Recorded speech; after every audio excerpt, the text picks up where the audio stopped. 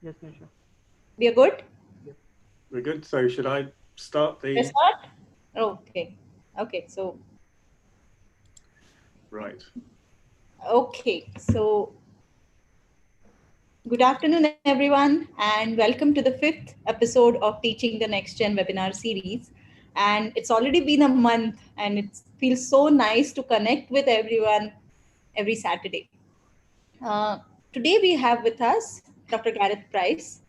Let me introduce him before we start the webinar. Dr. Gareth is a senior research fellow working with the science education team at the Sheffield Institute of Education in Sheffield Hallam University, UK.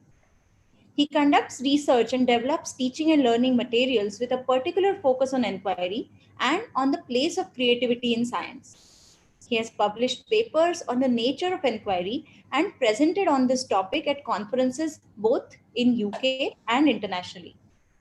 Gareth has been involved as a writer, editor, continuing professional development provider, writing workshop lead, and publisher on several research and inquiry-based learning projects such as How Science Works, STEM Subject Choice and Careers, Inquiry-Based Science Education Brunei, and Inspiring Science Thailand. Gareth led the EU Make the Link project to explore links between STEM and global development. He also led the Common Ground curriculum project to develop its science component. He has written science modules for various international schools. Before joining Sheffield Hallam University, Gareth has worked for many years in the educational science publishing sector. Gareth actually has a very special connection with India and particularly with IISER Pune. He led a 3-year project from 2017 to 2019 on STEM teacher training workshops to develop research-based pedagogical tools, which was conducted jointly by Center of Excellence in Science and Mathematics Education at IISER Pune and the British Council through the Newton Bhabha Fund. Through this project, Gareth and his team conducted around 12 workshops in different parts of India to introduce research and inquiry-based pedagogy to college, science, and maths teachers. In fact, the IISER team loved working with him so much that we keep calling him for various webinars, and he very generously agrees. So today also, Gareth, we are eagerly waiting to hear from you and learning something new. So you can start with it. So right, well, thank you very much for your very generous introduction. I should say that although my background may look like Kathmandu and that I'm chilling in the capital with a coffee or something, actually I'm in Leicester and it's freezing cold, so that's why I'm wearing a jumper. Now, I'm not used to doing these, so let's hope that we can get this to work.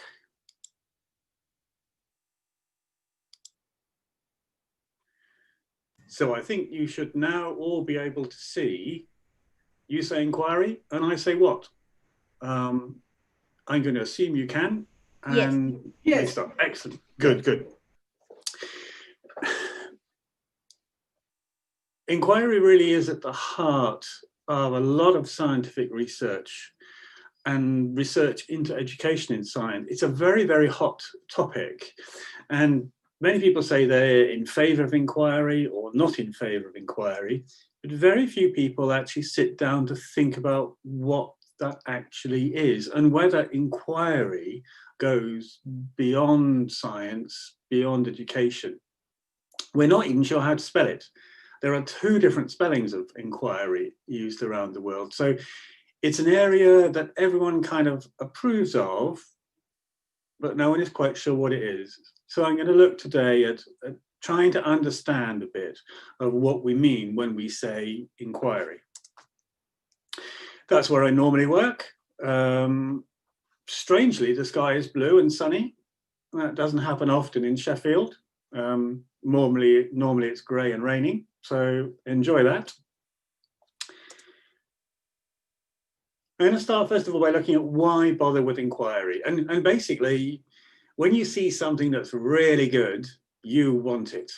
And you thought the iPhone X was good. I mean, I really, really wanted one of those. So is there something about inquiry that makes it really good, that actually we should want it? Well, people who argue for inquiry says that inquiry shows the skills and attitudes that professional scientists use. Inquiry is really research. So that's important, that's cool, that's good. If we're training people to become real scientists, to do real science, then they should have some exposure to inquiry. Inquiry is also very motivating. That studies again and again and again have shown that when students are allowed to do inquiries, they tend to become more involved, work harder, and generally get better results. So inquiry is good from that point of view.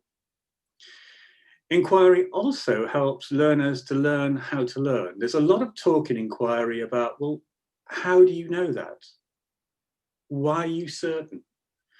And that kind of reflecting on your learning is very, very powerful, so that kids can begin to really understand why they learn in a particular way, how they're learning, the kind of things they need to do to learn better. And probably this to me is the clincher. In the current world, anything that makes us focus on evidence and reality, as opposed to fake news and scientific scams and so on, is fundamentally important. At the moment particularly, the world is in the grip of a pandemic, and it needs scientists and citizens who have been trained in science and who understand evidence to be able to see a way forward. We've seen what happens when crazy people shout off about pandemics. I'm not going to mention people by name, but bleach springs to mind. We need people who are literate with evidence, and inquiry is fundamental in helping us to understand evidence. Okay, so it's great. We all want it. What is it?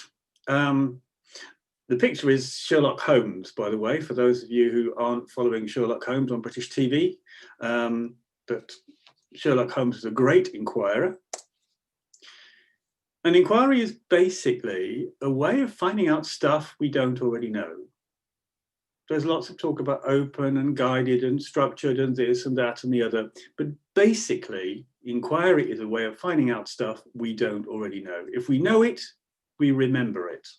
If we don't know it, we have to find it in some way. And that finding out of stuff is called inquiry. Which means, of course, that we do inquiry almost every second of our waking lives. Right from birth, it's entirely normal and natural. We do something, we see what happens, and we use what happens to make sense of the world around us. Or sometimes we don't do something, see what happens, and that gives us an understanding of the world. So inquiry is natural, normal, everyone does it all the time.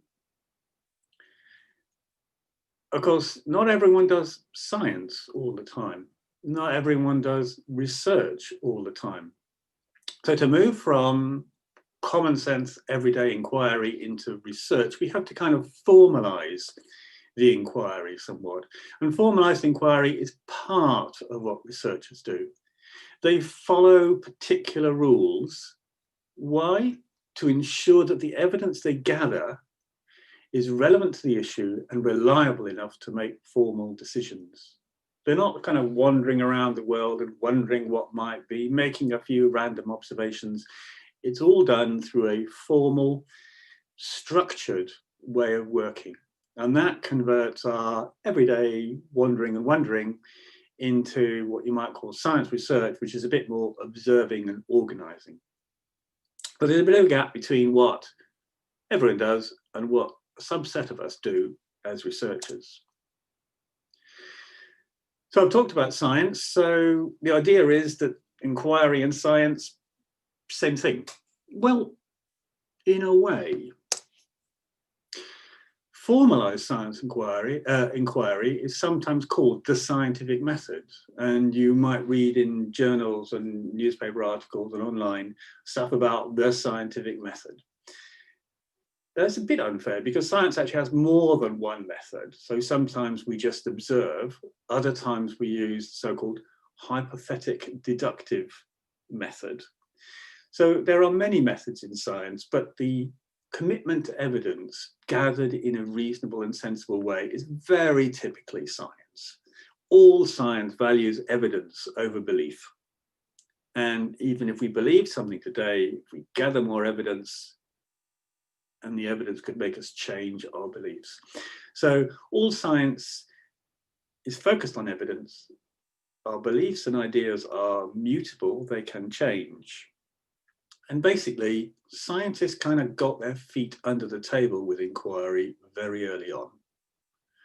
We're talking hundreds of years ago that scientists said, no, we've got to make rigorous observations. We've got to work on evidence as opposed to faith or handed down legends. And that was the beginning, certainly in the West, what you might call the scientific revolution.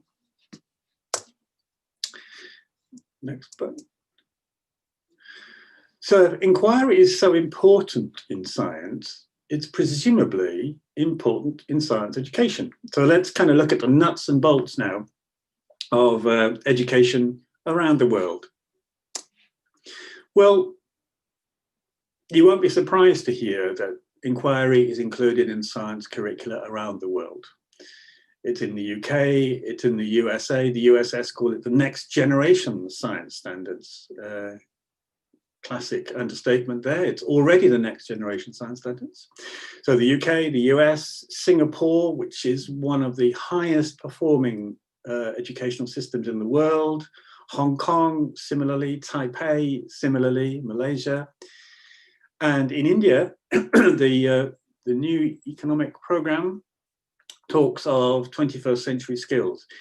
Now, that's a nod towards inquiry. It's not the full inquiry yet, but it's certainly moving in that direction. Why? Because inquiry is a characteristic of highly successful educational systems. If you have statements about inquiry in your science curricula, you're probably in the top in the PISA and TIMSS rankings. Not always, but probably. If you are at the bottom of the PISA and TIMSS ranking, I can guarantee that there will be no reference to inquiry in your curricula. So if you're doing inquiry, you're likely to be at the top. If you're not doing inquiry, I can pretty much guarantee, or if you're at the bottom, I can guarantee you're not doing inquiry. So inquiry is a characteristic of successful go-ahead systems around the world. Now, there are many, many definitions of inquiry, and each curriculum is slightly different. Most follow what you might call the QPRI cycle. You ask a question, you make a prediction, you do some research, which would gather some evidence, and then you interpret the evidence. So this QPRI kind of implies that it's all quite straightforward. And certainly in the curriculum document, it is quite straightforward. You just follow this system round. Many science teachers around the world equate practical work or student-centered work with inquiry. So if you're doing practical work, you must be doing inquiry. That's not strictly true. You could be just following recipes, just following instructions, in which case you're not necessarily doing inquiry. Students might be sitting down and talking with each other, working in small groups, and that is a good thing. That is a good thing. But it doesn't necessarily mean that it's inquiry. If you want to find out what inquiry is about in your jurisdiction, you need to look at your specific curriculum documents for your area. Now, this is all theory so far, and I just want to share with you a story from a very good science researcher in India. And I know that's the case because I collected this data a few years ago myself. You'll see you have in front of you a slide with two axes. Along the horizontal axis, you've got time. This is unusual because time runs backwards. If you have a look, you can see the past, today, and the future. And you'll see that the past goes backwards. So the nearer you get to the origin, the further back you're going. Of the y-axis, you've got what's called thinking and behaving as a scientist. This is a measure of how much you're thinking and behaving as a scientist. Are you doing scientific research? Are you thinking like a scientist? You've then got a line, a trace on the graph, and you can see it's a sort of V with a tail shape. Well, we're going to look at the various bits now, but the line shows how this person's thinking and behaving as a scientist changed over their life. So they start from here when they were actually at primary school, pre-primary school. So they're very, very young, very little. And they were doing loads of science. They were here. He talked about being curious, putting forward ideas, testing things out. He was really buzzing as a scientist. And remember, this is what he has said. I didn't tell him to say this. I just listened. And he said, yeah, I really felt at the age of 4 and 5 and 6, I was buzzing. I was curious. I was fiddling with everything. I was the kind of child that wanted to try everything, see what worked. I think he was probably the kind of child that also broke things. But he was really buzzing. What happens next? He goes to school. Now, this is quite depressing. He goes to school and learns science. What happens? Well, his thinking and behaving like a scientist actually crashes. Goes really down because he's told what to do the whole time. It's just chasing after exams and qualifications. He didn't feel he was behaving as a scientist. Now, interestingly, at this point, he was starting to learn how to do inquiry. So there is hope, and you can see that the line begins to rise again as he learns the mechanics of how to do an inquiry, the identification and control of variables. So school is not a complete disaster by any means, because he starts to move up, and we move to the final section, whereby now he's actually a research scientist. And it goes down slightly at the end because he said, I'm doing more admin now, so I have less time for actual inquiry. But it's quite an interesting graph. We take our innate natural curiosity sky high as a child.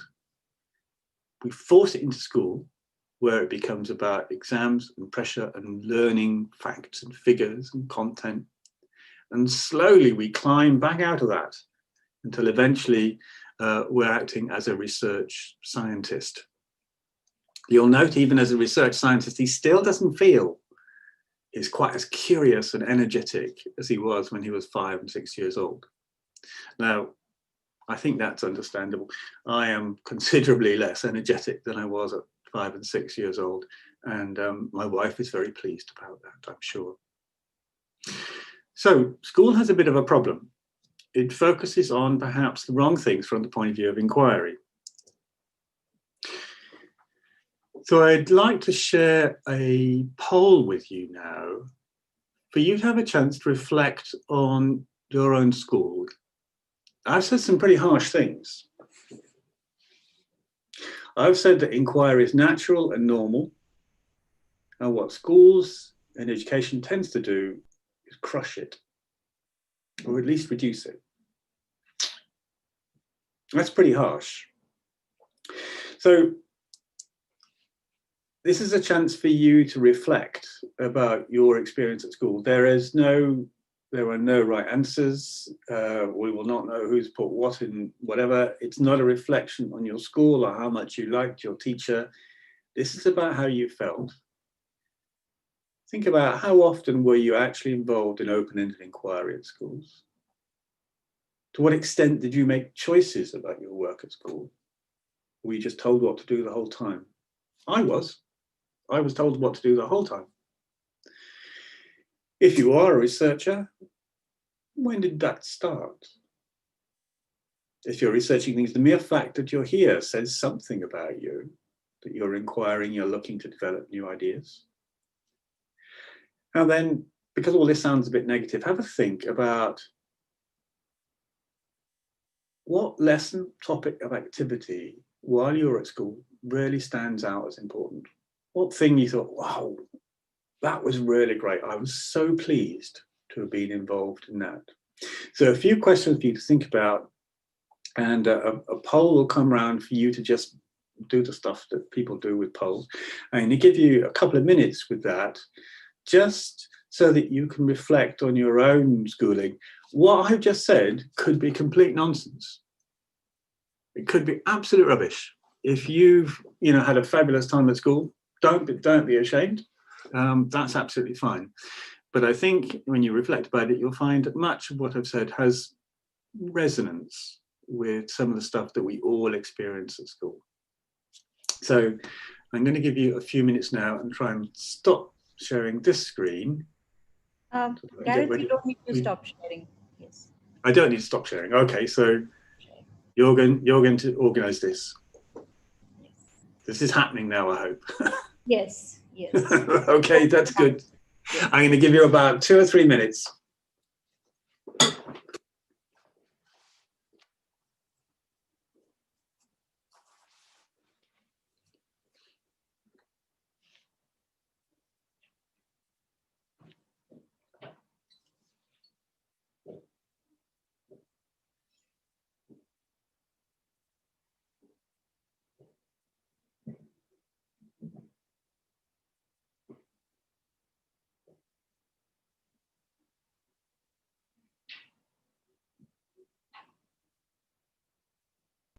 I think the second option is kind of not being seen properly. The second option is my schooling taught me that the teacher always knows the best.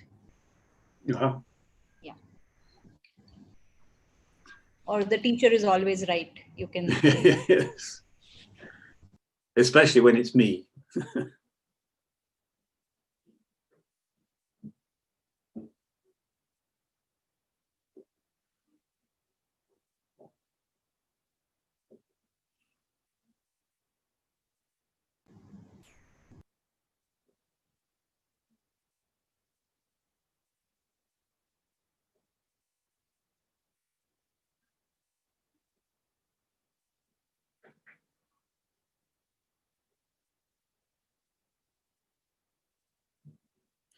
All right, the last 30 seconds.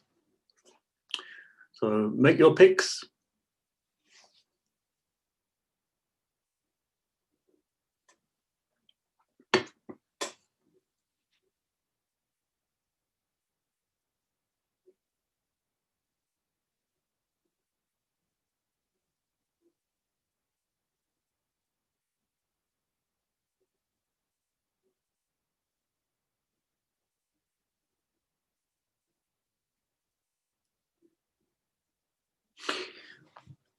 Right, I'm going to stop the poll. Oh no, someone cleverer than me with the machines is going to stop the poll now. So if we end it now, we can look at the results. Yes.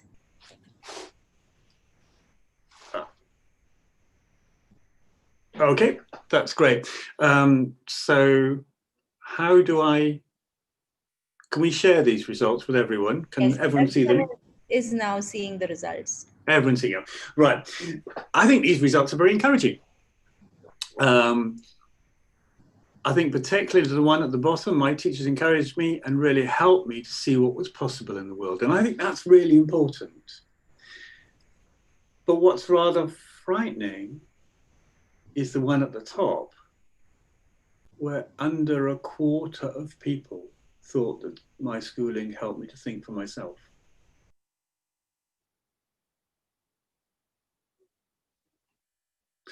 Under a quarter of us think schools taught us how to think for ourselves. That's pretty harsh. Now, I don't want to go on about this, but it does give us a chance to reflect about our own experience. And I think our own experiences kind of reflects my Indian friends' experience, that we often end up at school with great hopes, and then it becomes kind of crashing down as we're put into the system that requires us to do exams, to take tests, to learn this way rather than that way, to learn lots and lots of facts and so on, rather than learning how to inquire and explore. So I think it reflects our own experience, and we should not be critical of our teachers, and we should not be ashamed of our experience. These things happen, it's the way they are. Our teachers, and I think the encouraging thing is the last one, my teachers encouraged me and really helped me see what was possible in the world. So this is not a criticism of the teachers, it's a criticism of the system that doesn't value inquiry sufficiently, that doesn't value thinking for myself sufficiently. Okay, can we move on with the presentation now? So, yes. Yep, so I'm going to press, no.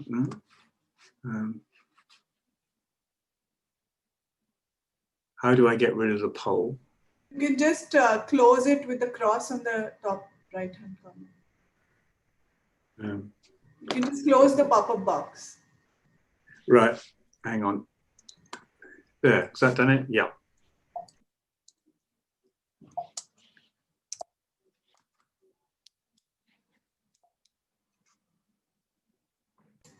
Yes, we can see your full screen now.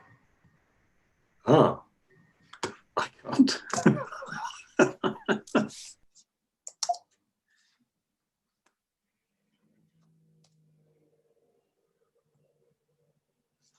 Sorry, it will just take me a moment to try and find out what's going on.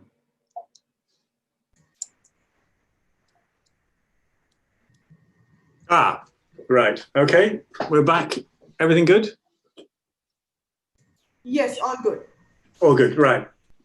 So, I want to start looking at what inquiry is beyond the mechanisms. We know that it's important. We know that it's not something that many of us have experienced in many ways in our schooling. We know that there are various versions of it around the world. And if you want to find out what inquiry means in your jurisdiction, look up your own curriculum documents. They will have a definition there. If they haven't, you can do what you like, that's good. If they have, you're pretty much committed to following that.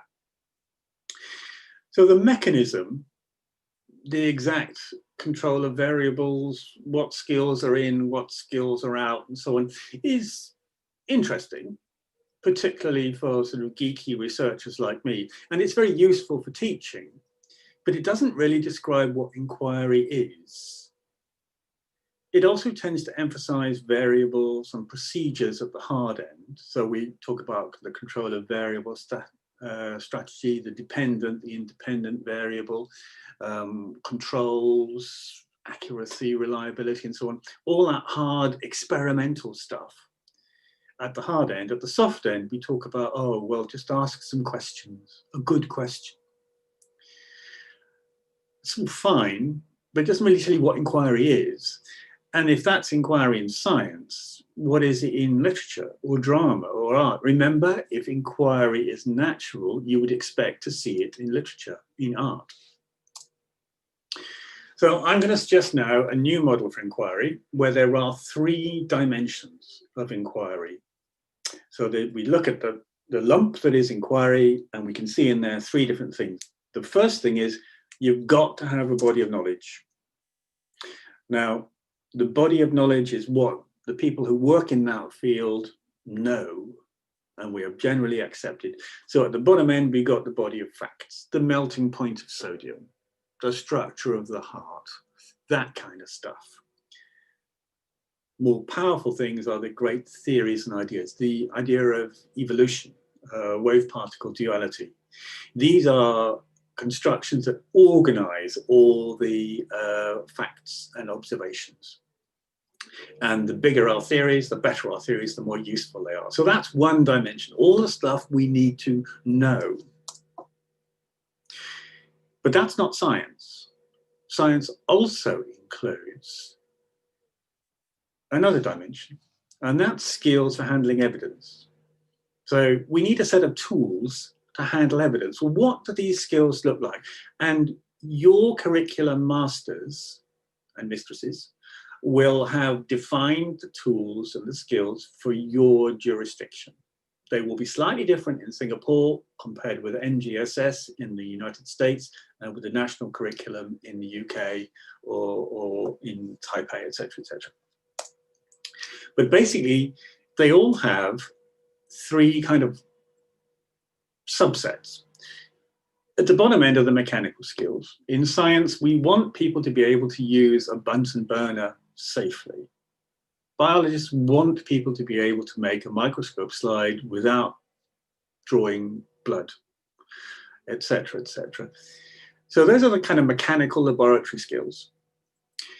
There are then the inquiry skills. Now, we're now moving up a layer to a more sophisticated things. This is the stuff about control of variables, dependent and independent variables, all that kind of stuff.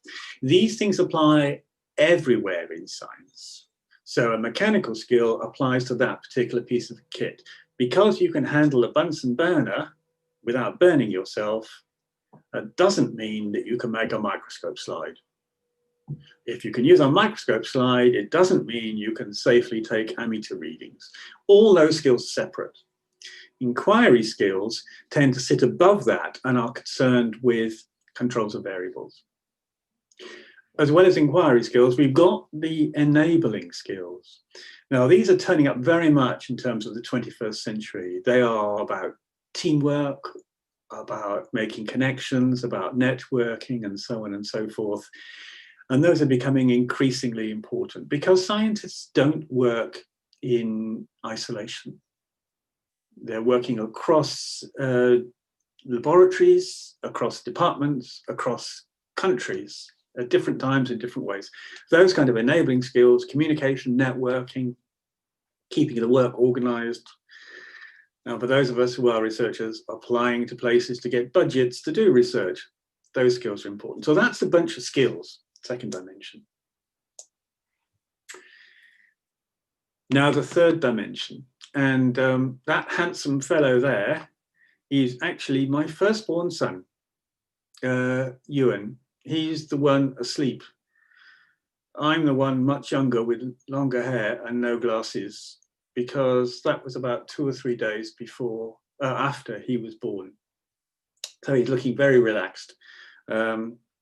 I don't think I've been relaxed since then, really. But that picture is there to show that science or any inquiry needs to have some personal significance. Doing inquiry is hard work. So there needs to be some reason, some purpose, some energy to drive it forward. And this never turns up in your curriculum documents. No one says you must be involved. No one says you must care. But if you're going to do inquiry, you've got to have some investment. There's got to be a personal significance. Now, it's very easy when we think of personal significance. Ewan, my firstborn, was very, very deeply significant to me and remains so. You can't care that much about a piece of science. I'm not that committed to my microscope, although it's lovely. So what does commitment mean in science education? We're drawing on a thing called self-determination theory, which I won't go into now because there isn't time. But what is the research shows that if people get involved and take things significantly, there are 3 factors to consider. I'm going to start from the bottom. Competence is one. If you feel you don't stand a chance of doing it, then you're not really going to get involved. I am not a great water skier. So if someone said, Gareth, do you fancy going water skiing next weekend? I'm likely to say, not really, because I don't expect to be able to do it, and I probably can't. So there's a level of competence. You have to feel you stand a chance. Not you will be a master, not you'll be a genius at it, but there's some expectation of giving it a go. I wouldn't go water skiing. I might play some card games. Relatedness is about what I'm doing is of importance to people whose judgment I value. So that means that I am likely to get involved in something that I think will make the world a better place. Something where I think my mum will be proud of me.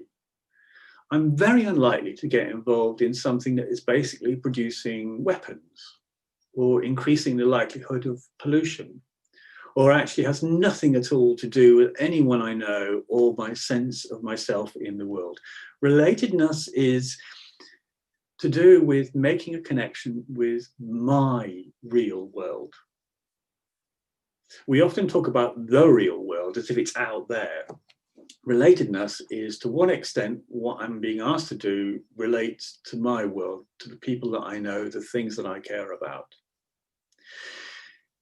So those two you can see, yeah, that kind of makes sense. You know, I've got to have a stab at being competent, and I've got to feel that it's important. The third one is the key one, and that is autonomy. This is the chance for me to make a choice. Am I allowed to make choices, or am I just doing what I'm told the whole time? And if you don't have autonomy, the chance to make a choice, you do not get involved. This is not about making science interesting, because what's interesting to me may not be interesting to you, or what's interesting to you may not be interesting to the kids in your classes. And if there are some kids who are fascinated by what you're fascinated by, I can guarantee that there will be some kids that think it's the most boring thing in the world. So we're not chasing interest. I'm not saying make science boring, but don't assume it's going to be interesting. What we're chasing is giving students choices, because that is the key that builds that personal significance. So let's put the three together. What does inquiry look like? Inquiry will have, in science, a body of knowledge, those facts and theories which will be used in a set of evidence handling skills to gather more data, to interpret the data, to keep the team organized, because it's important, my D3, it's personally significant to me. And that whole process is what I would call inquiry in science. That is what we should be seeing in schools. We call this the 3D science model, and a colleague of mine and I have published on this thing, and you'll be able to look online. I'm sure I'll be able to get you papers if people are interested. So that's all theory. Well, let's have a look what it looks like in the real world. How does inquiry, this 3D inquiry, this domain knowledge, the skills and involvement, how does that manifest in the real world? Well, this is a project from India, the research-based pedagogical tools. This is in Raipur, and we went there because theory is great, but what does it look like in real world? Well, we thought the best thing to do was to ask some people who are actually teaching. So the RBPT project looked at inquiry-led teaching in India, and we tried to run workshops to find out what people were doing and help them to move on to share expertise in the country. Well, there it is, in progress. What do you notice? Well, you notice that people aren't sitting in rows. You notice that some people aren't sitting at all. You know that they're moving around and talking, and that was a key feature of it, that inquiry is communal, it's collaborative, it's working together, and you can see that they're all working. So they're involved. What came out at the end were various posters showing the various things that you could do. Now, I'm not going to talk about this in a great length of time, but I will point out, you can see at the bottom there little yellow post-it notes. Those are because these posters suggesting the things that could be done were stuck on the wall, and then the whole team, the whole conference, and that might be 150 people, wandered around and added notes to contribute to people's ideas. So we're building on people's ideas. Here's another one. Again, I won't go into the detail, but IISER Pune will be able to give you details and support about this.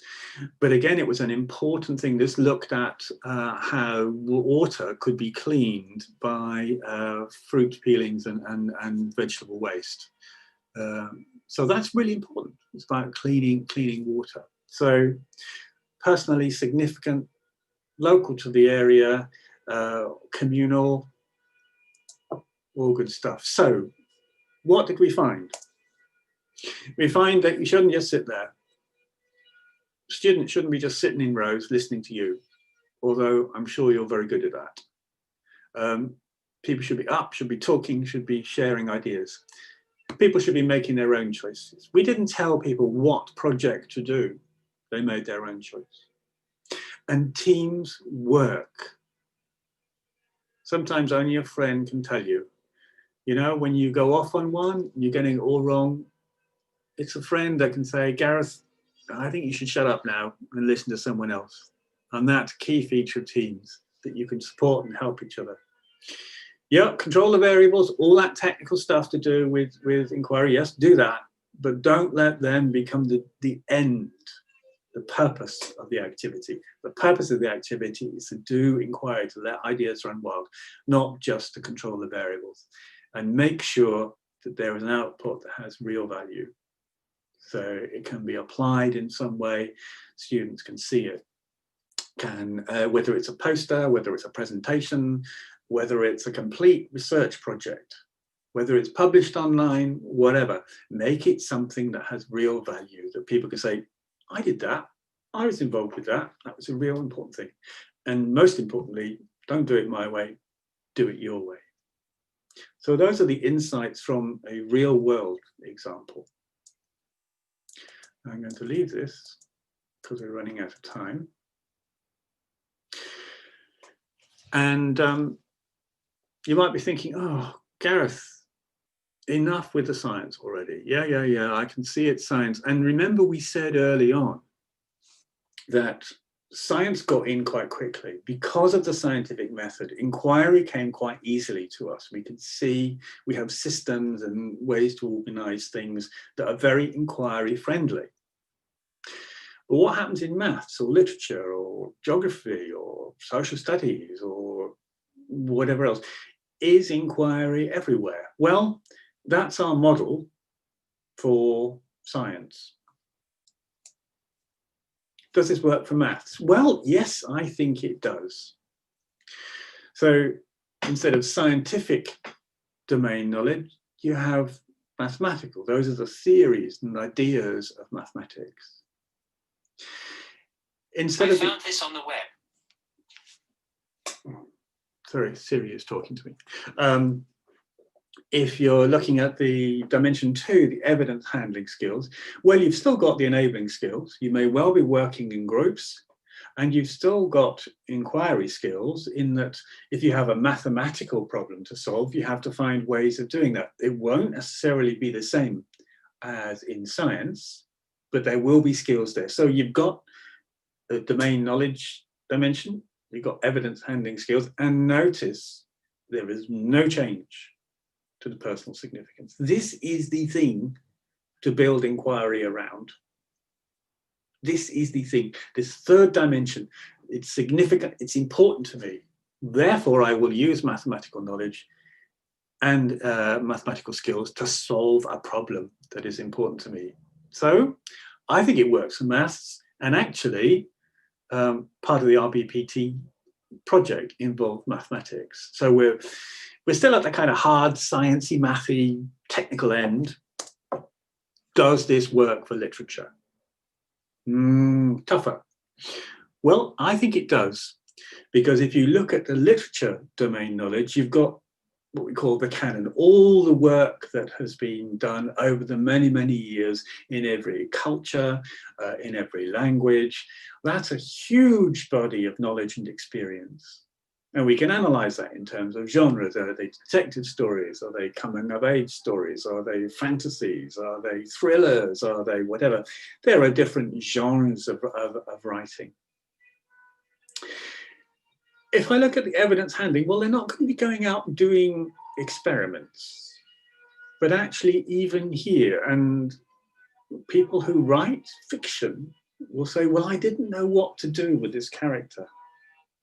So I had to think, what would happen if someone who was a brilliant mathematician turned up in a casino and somehow managed to break the system? Well, there's a book in that. What if there's someone who seems very one thing and works out somewhere else? Well, I'm sorry, I'm making this up on the spot and I'm not doing it very well, so I apologize. But in novels, you often get people put in unusual situations that they're not fitted for. And that is, in fact, an exploration of what happens when you put someone in a strange situation. So I think those are evidence handling in the sense that the author provides us the evidence. And if we think the author has told the story well, we believe it, whether it's Game of Thrones or a factual account of the partition of India. If we believe this, the author has told the story well, presented the facts well, then we tend to believe. If we find they're unbelievable, then we're not involved. So there are skills involved in generating a convincing argument. And again, personal significance. You're right about what's important to yourself. So I think it works for science. I think it works for maths. I think it works for literature. I think it works for almost everything. So when we talk about inquiry, what do we know? We know it's fundamental to learning, and we know that it's becoming increasingly important across the globe in all disciplines. We know that it's more than just a collection of mechanical procedures. It's not just a set of rules. And we do know that inquiry is a strategic process that leverages these three dimensions: domain knowledge, by using sophisticated skills to solve a problem that is personally significant. If you don't have that personal significance, people just don't get involved. They don't try, they don't bother. So when we started off, you say inquiry, I say what? Well, when you say inquiry, I'm hoping that we can all say, well, there are these three dimensions, and that's where we've got to. So one last warning from a novel. This is from The Lord of the Rings, and I don't know how many of you are familiar with it, but certainly it's been on the telly a lot. And the significant thing there is an ordinary person starts out on a journey that takes them to fantastical and unusual places. And I think it's the same with inquiries. As we start to think about inquiry and what that means in our lives and in the lives of our students, we can get into some fairly dangerous but exciting places. So I think I'll leave that quote there and finish on that, because I always see inquiry as an adventure, a way of moving forward, not necessarily a way of complying with the rules set by other people.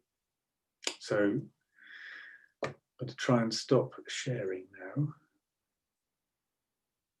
That's the end. Okay. Yeah. Okay. Thank you, Gareth. Is that all right? You really made us all think a little bit deeper into inquiry, and thank you for doing that. Especially, I love the model and how you're really differentiating between different skills. And it's I think really important for every subject to think what would be the right model for their subject.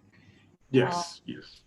Yes, so we don't have too many questions today. So I'm going to request all the participants that if you have any questions, please type them in the chat.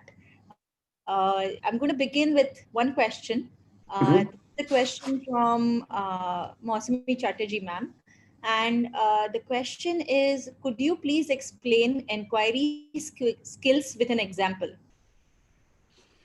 Yes, a very good example that will be familiar to the RBPT crew. Take something like a paper aeroplane. Very, very simple thing. We can all make a paper aeroplane. So we set the problem. What is the best paper aeroplane you can make? So people make all their different designs and then they test them. They throw them and they see how far they fly, whether they go straight, whether they wander around or whatever. And we say, okay, well, now tell us, what is it? What are the factors that affect the flight of that plane? So is it how wide the wings are? So that would be a variable that you might explore. So you say, right, that's the variable I've chosen to explore, the shape of the plane. If the wings are wide, it will fly really well. If the wings are narrow, it won't fly well. So that's my chosen variable. I then have to do various other things. I need to control other variables. If I'm going to throw this plane, I need to throw it from the same height every time. I need to throw it with the same force every time.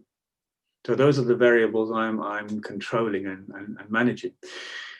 And then when I say, oh, well, this is the best plane, or what effect does the wing width have? Well, I need some measure of that. So I need to decide, well, how am I going to measure it? Could I measure the time in the air? Yeah. How will I measure that? Oh, well, I'll measure it in seconds. How accurate does it need to be? So there are issues there about variables that need to be controlled. I might decide how far it travels along the ground. So I might measure it in terms of meters covered. There's a whole range of things. Even in this really, really simple, you don't need any equipment, paper dart plane.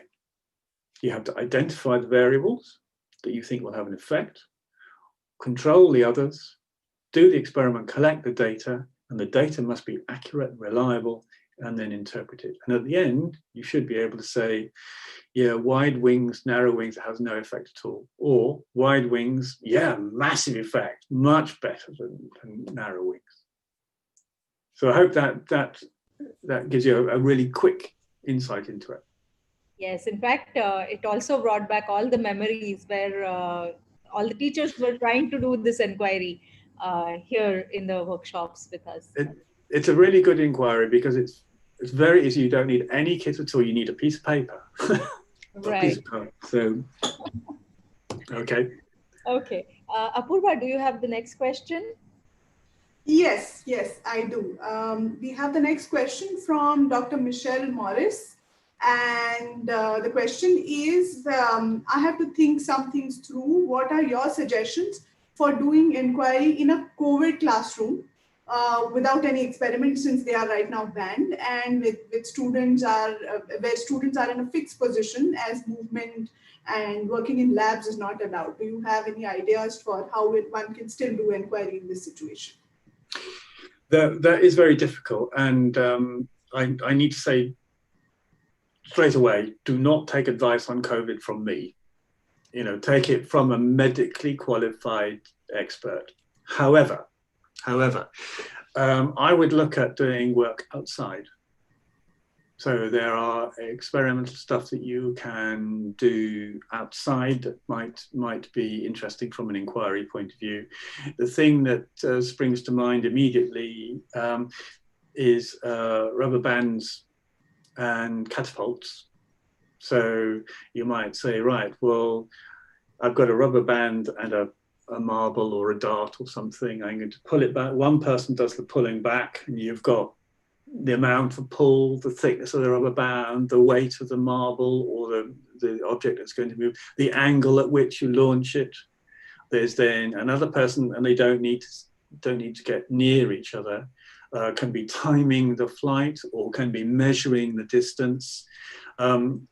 It's not quite the exciting thing that you might like to do if you can do actual work in the lab. And if it's raining, it's not much fun. But I would look for stuff outside and make being outside a positive benefit. There are things you can do outside that you can't do in the lab. Some ecological work, just collecting data. Litter survey is always great. It's astonishing how much litter there is around. And then you can say, right, well, we found all this litter here rather than there. And then you ask kids, well, can you explain that? Oh, well, there are more people walking in that direction. Right. Okay, so you're saying that the more people there are, the more litter there is. Right. Now, how could you design a way to gather data to prove that? You've made an observation and it makes sense. Now, can you design a method of proving that? So, yeah, there are things that you can do outside. Again, that doesn't need much in the way of kit. So that's but as I say, advice from medics, not from me or from the President of the United States, please. Well, yes, certainly not. Yeah. So I think what you mean there is that even if you are not in a classroom, I think in India, unlike the UK as well, even going out is not that easy right now. Even for, and most schools are so far online, which means all students are in their respective homes where they cannot get together. But what I think you were saying is that one can assign things for them to do, which they can do using either household material like, say, rubber bands and small marbles, or just around their house, outside in their garden, or out there on the street where you talked about litter, which is what he means is garbage basically, and patterns of things which you can find out around your house, and you can do an inquiry using that, is what you're suggesting, right? Yes, and certainly I hadn't quite appreciated the limitation that way, but you could certainly then major on the skills to do with data management. Yes. How can we believe that data from Gareth, I mean, he said he called it outside his home, but I mean, it looks very suspect, whereas the data from a permit looks absolutely perfect. There are all sorts of discussions that you can have about sharing of data and so on. Yes. So I think that's where, and you do what you can at this difficult time. It will not be like this forever. Right. So things that you can do in the household, things that you can do using a computer, things that you can do just outside your house is all you can be material for designing good inquiries, and one can always use networking to get students to talk about it and exchange and so on. And I think the next webinar that we have in this series is going to talk more about using computers to do inquiries. So that should also give more ideas to our audience. Neeraja, do you have the next one? I have the next question, and I'm going to club two questions here. One is by Satyashray Hasabnis sir. He is asking, what is the place of questioning skills in inquiry? And the second question is by Deepa Jani ma'am. And the question is, how do we encourage children to, I got that one wrong. The second question is actually, how do we build up inquisitiveness in schools? Yes. Okay. Questioning skills. We need to define whose skills. Are you asking a teacher's questioning skills, or a student's skill at constructing a question which is rich and will offer all sorts of opportunities? For the teacher, questioning skills try to ask open questions, try not to lead. And more important than the question is giving time for the answer. So you ask a question and then you jump in straight away with the answer, or you give the kid perhaps a second or two. Now, of course, to you, you're familiar with the science, so a question about what similarities can you see amongst these group 1 metals? You think, oh, well, Easy, you know, they do this, this and the other. Of course, what the kids hear is what similarities, or what do they mean by similarity? I'm only 12, right? So I've got to think that. What similarities do you see amongst these group one? Oh, what on earth is group one? Oh, I have to think about that. Right, metals. Oh, metals, right, I have to think about that. So from the student's point of view, it's a much more demanding question than it might sound to the teacher, because the teacher is familiar with all. We take it all for granted, but the student might have to think through that question. So just give them a bit of time. Give them a bit of time. So if you ask a question, what are the similarities? What's the critical similarities between all metals? Can someone tell me all metals? They're all the same in what way? Before you start saying, well, have a think about heat. I'm going to give you a clue about electricity. Before you do any of that, in your head, go 1, 2. I wonder what I'm going to eat later. 3. Weather's not good today. Do something in your head. Give them time. They'll think you're very, very weird. But actually, as time goes on, they'll begin to start coming up with answers. And when they give you an answer, you can build on that. It's never wrong. It's always interesting.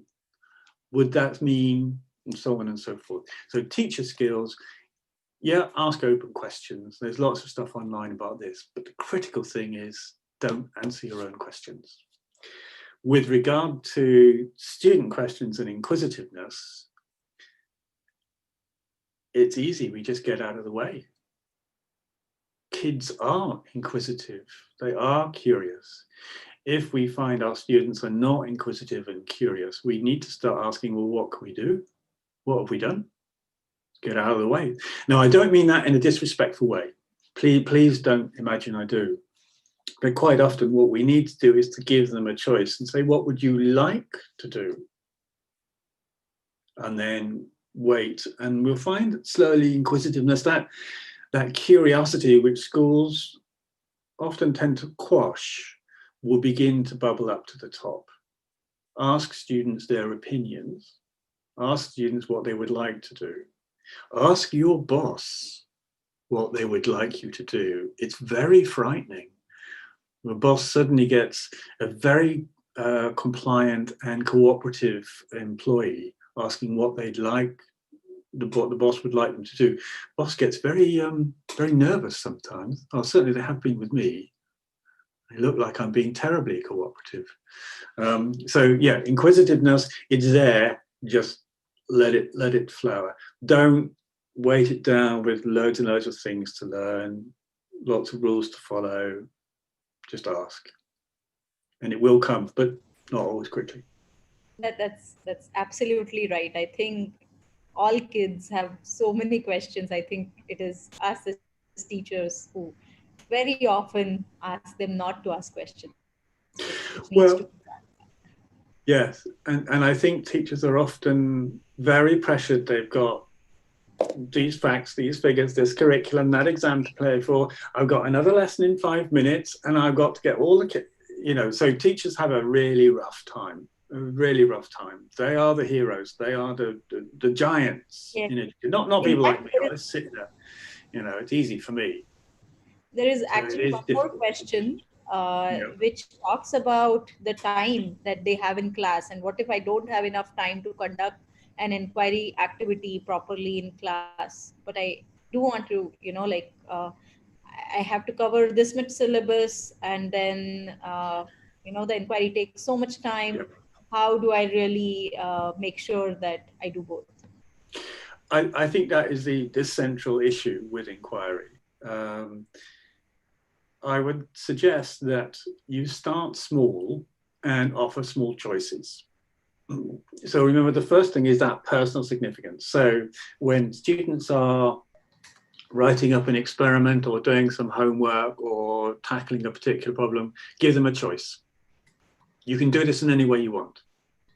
All right, you can do it as a presentation, you can do it as a written, you can do it as a poster, you can do whatever. Start getting them used to the ideas of making choices. And then pick some really simple inquiries that you can do in an hour or two. So things like the paper plane, there are helicopter seeds, there are various things that can be done very quickly. Don't try and do everything. Don't convert everything into an inquiry. What you will find is that as students become more empowered by making choices, as they become more skilled at doing inquiries, they tend to work more quickly. Because they're more involved, they tend to learn more. Because they tend to learn more, you only tend to need to cover stuff once. Whereas all of us know that we've had to cover Group 1 metals or whatever a number of times with some classes. So yes, it's a real problem. Get whatever help you can with pre-built inquiries and support. IISER Pune will help. But yeah, have a go. Okay, I hear you. I think it makes sense to at least try it in one of the classes, if not in all. Okay, Apurva, do you have the next question for Gareth? Yes, I do. Gareth, the next question is about a very important aspect that most teachers and students are quite worried about. The question is, how can a facilitator evaluate a student who is learning by inquiry? Can you give an example? So evaluation. Yes. Well, you give them an exam, same way as every other thing. If your school requires exams, give them the exam. You can't change what's required. I think exams are crazy, but if I've taught kids through inquiry, I would expect them to do really well in an exam. And it's not a case of you can do inquiry or you can do traditional learning. The one is not an either or. If inquiry doesn't help kids to understand Group 1 metals and the theory of evolution and the action of forces, then I'm not going to do it. And if they need to show them understanding of Group 1 metals, the theory of evolution and the action of forces by an exam, then that's the way they've got to do it. I think it's crazy, but that's the way they've got to do it. So the first thing is the output of inquiry tested in exactly the same way as any other system. And this has been done, there's loads of research on this around the world. It doesn't really make a great deal of difference one way or the other. Okay. I'd love to tell you that inquiry really makes a huge difference. It doesn't. It's probably the teacher, probably the experience in the classroom rather than the specific teaching methods. So you should be saying, if you're looking at how do I evaluate the actual process of inquiry, then first of all, students need to know what you're looking for. So if you're looking for, have you identified the variables that are key? Well, they need to be told in this exercise, I want you to identify the key variables. I want you to tell me which one you're going to keep the same, which one you're going to control, change, why, what you expect to happen, what variables you're going to control, how you're going to measure the outcome of the inquiry. And all of those points, those mechanisms can be used to evaluate how well the student has understood. But you'll just need to look at it and you'll go, great, got really involved, but he completely missed that this variable is critically important. So he didn't control it and the results are junk. And actually he knows it now because he's thought about it. Oh, I changed the amount of sugar in the mixer, didn't I? Oh, that is so stupid. I should have realized. And you do see that these things do come up. The other thing is that students, if they're working in groups, can often help to evaluate each other. So say, right, that team, can you evaluate everyone in it, how well they did? And they're surprisingly honest. And again, it's something that they need to get used to. And it's something that as a teacher, you need to oversee, because some kids will always hear that they're really bad at something when actually they're not. And some kids will always hear, oh, my team thinks I'm brilliant, when actually they're not. So teacher needs to be involved, but certainly peer assessment and review when the rules are clear. If you're looking for a key variable, did they show it or not? Right. No, they didn't. Kids will know. All right. Great, thanks. So basically, I think you're saying that even if inquiry is just a way of learning, so it can be also evaluated, the material or the content that you learn can be evaluated through a traditional exam. And I was about to ask you how to evaluate the inquiry process itself, and I'm glad that you talked about that having clear criteria for evaluating the process of inquiry. Like, for example, did they identify the proper variables? Did they set up the proper controls or not? And so on. Can also be used to evaluate the inquiry process itself.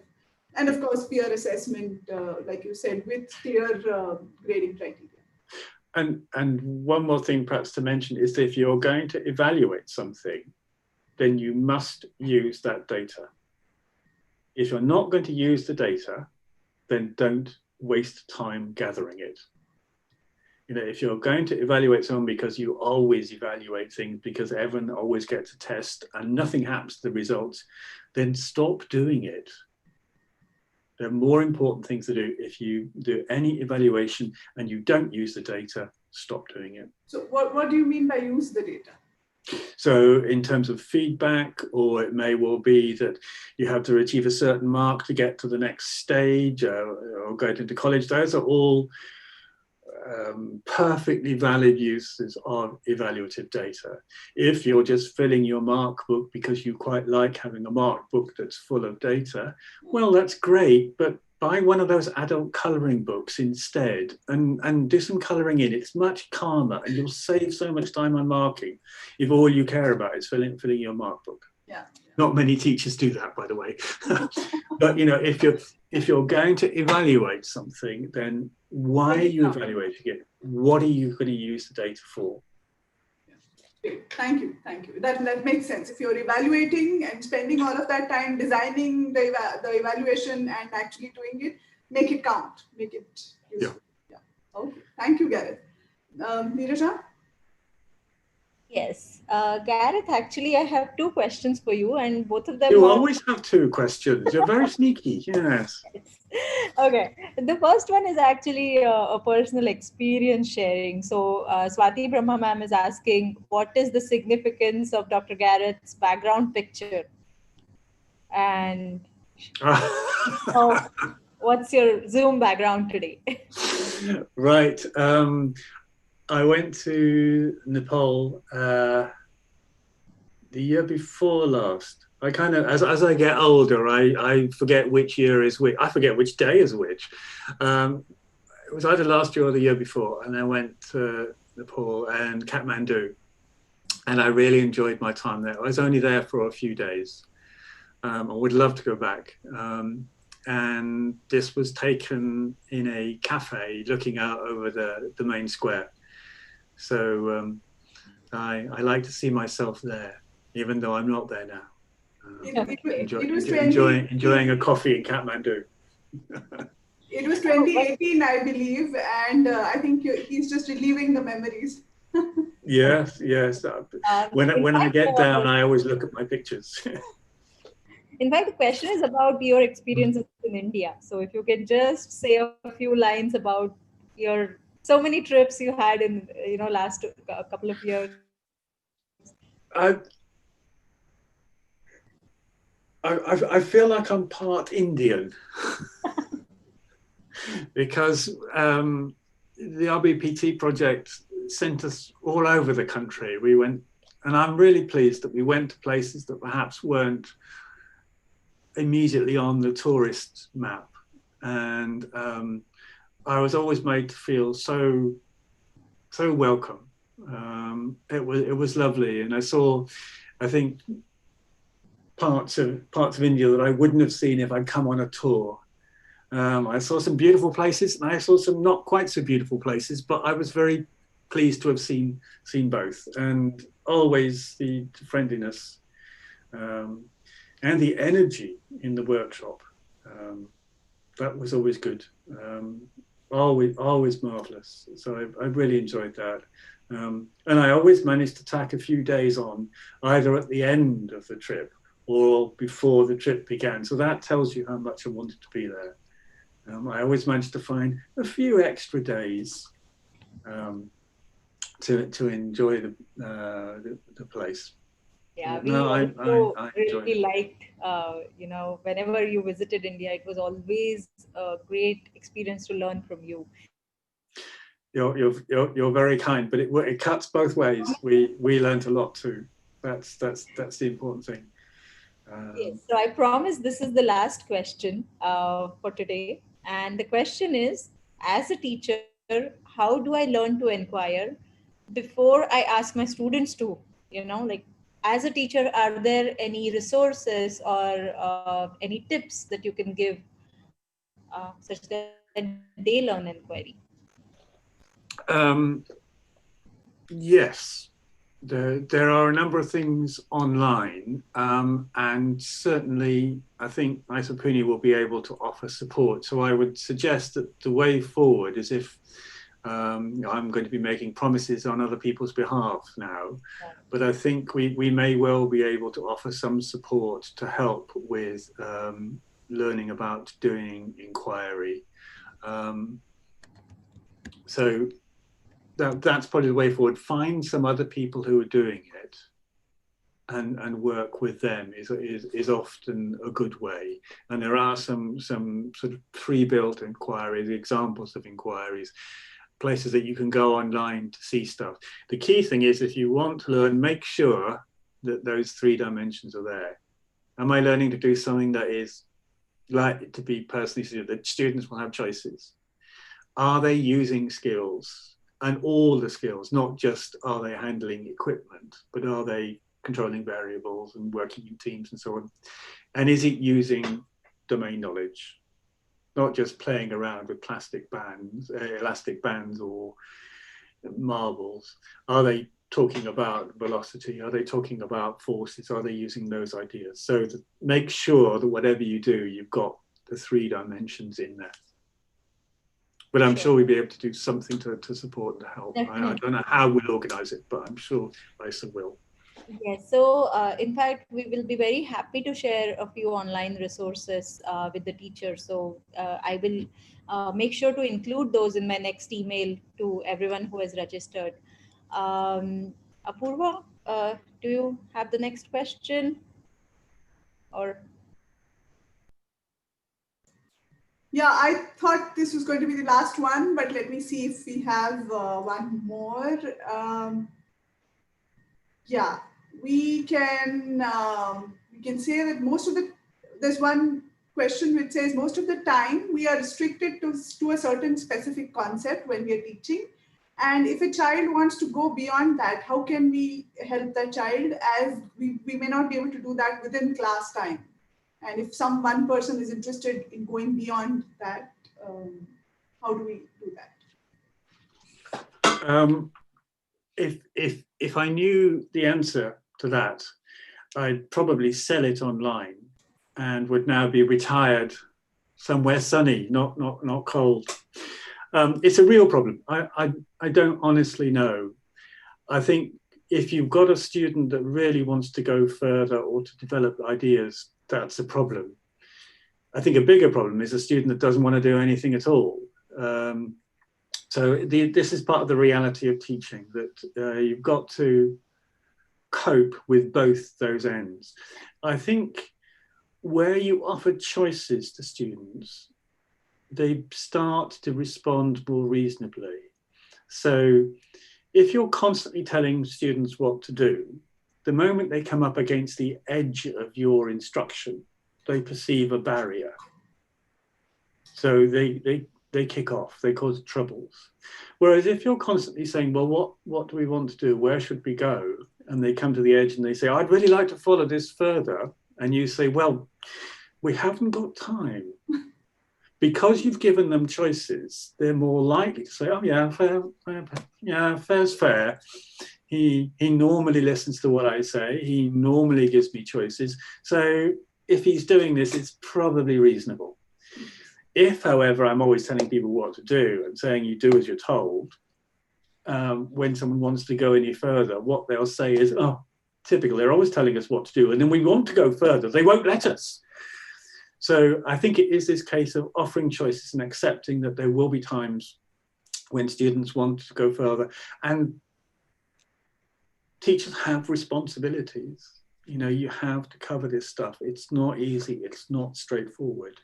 So there will be times when you desperately, as a teacher, want to follow that idea because it's so exciting and the kids are really thrilled, and suddenly everything's falling into place and the bell goes, or something like that. So that is a real ongoing tension. There aren't any easy answers, but choice, autonomy, and leaving kids room to say, well, actually, you could follow this up yourself.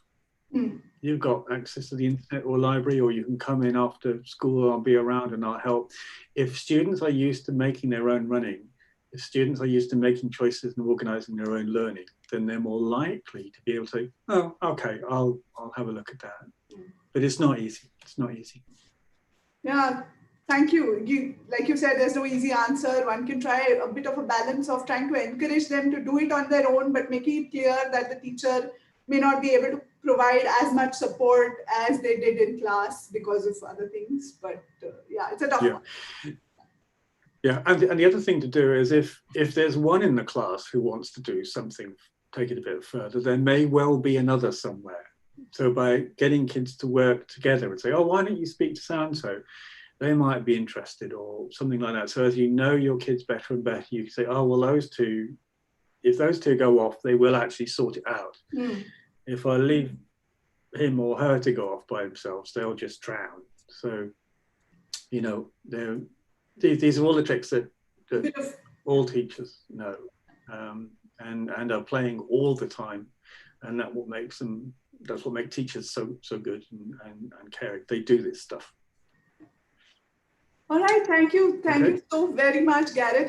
It's been amazing. It's always great to listen to you talk about inquiry. You're so passionate about it, and it's frankly it's quite contagious. I dare say it's more contagious than the current pandemic that we have, and I hope that's a good thing. But less dangerous, I hope. It depends on who you're talking to, but I'm sure it's more empowering for the students.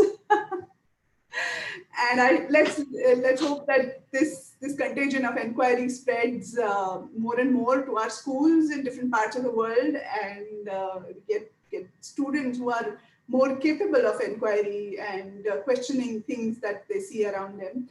It's, as always, wonderful to have you back, Gareth. Thank you so much for accepting our invitation. And I hope we can keep this going. And even though the RBPT project is sort of winding down, we can keep this thread of communication, collaboration going. Thank you so much. And I speak on behalf of everybody because we've had a lot of wonderful comments saying thanks to you, and also thanks for responding to all sorts of questions is what one of the commentators said. So thank you so much for that as well. It's always fun to come and talk. Always fun. Anything I can do to help, just say. Thanks a lot. Thank you to everybody who's been consistently with us for these 5 webinars. I'm sure the remaining ones will also be as interesting and as useful to all of you, hopefully.